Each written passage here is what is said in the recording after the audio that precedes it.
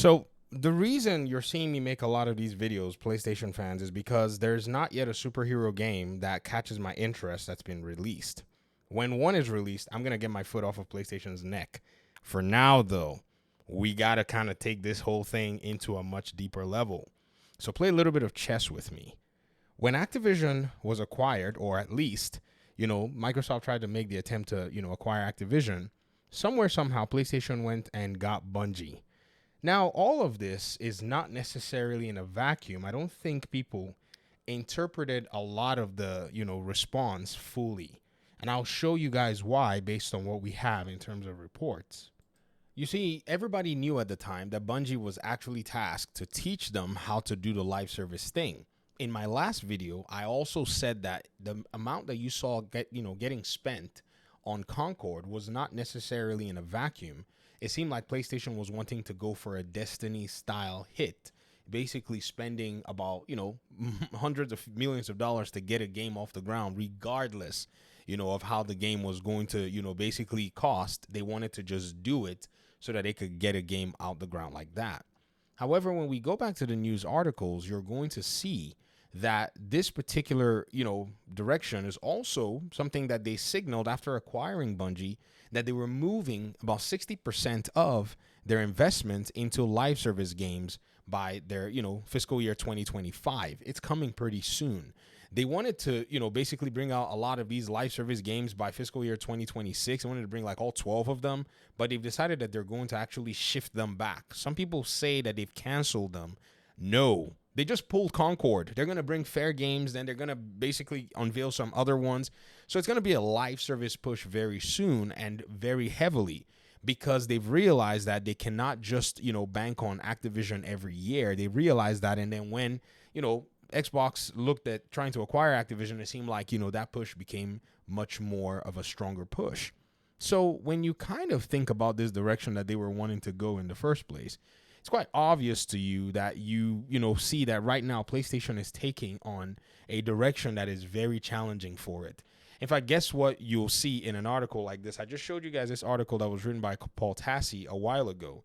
And in that article, he said something about this whole, live service thing to PlayStation. He said, and I quote, to that I say, good luck, because it's not an easy market to enter.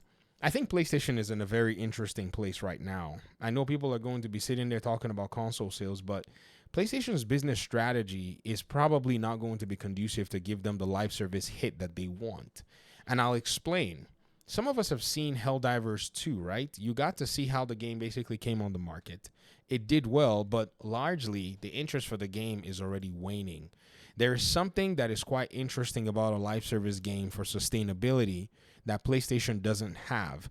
Xbox, on the other hand, somewhat has, just a few lucky, streaks in terms of its live service offerings, in the sense that it's had, a lot of them. So those games are printing money in all kinds of different ways. Even before they acquired Activision, they still had the Elder Scrolls Online from Bethesda, which we just saw reports that that game was making like, I think 15 million or so a month from somebody's LinkedIn profile.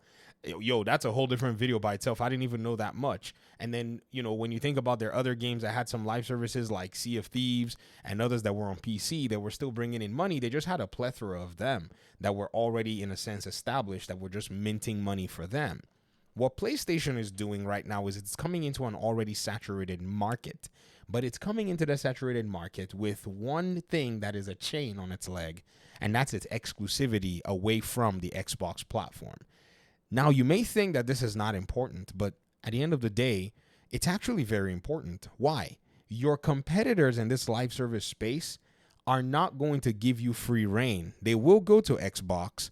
They will put their players in positions where their players either double dip on their games, or they will make the game accessible across multiple platforms, and they're going to get the distinct edge over you. PlayStation is not offering anything on the live service that's distinct. Even on the single player side, I've said this before, they're not offering anything that's actually, impressive overall to many people. I mean, look at their God of War game being largely ignored because people are looking like, I'm not getting a PlayStation account. There are other things to play. Elden Ring right now is getting more play than God of War Ragnarok.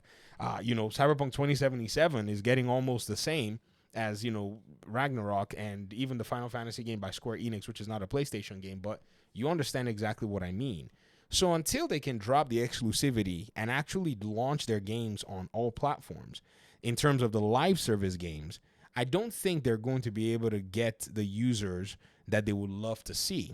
If you even wanted to take a look right now, a game like Elden Ring is at 41,000 concurrent users, while a game like Helldivers 2 is at 47. So they're pretty much almost neck and neck in terms of concurrent players. And one of them is much newer, and one of them, is supposedly not even as robust in its live service offerings, and that's just a single player game. And then if you move into, say, other games like, the Valve game that's coming pretty soon, and all of these other competitors, and, even on other platforms that we can't see through Steam DB, like Fortnite and so on and so forth, they just have a lot of players to continue to carry them.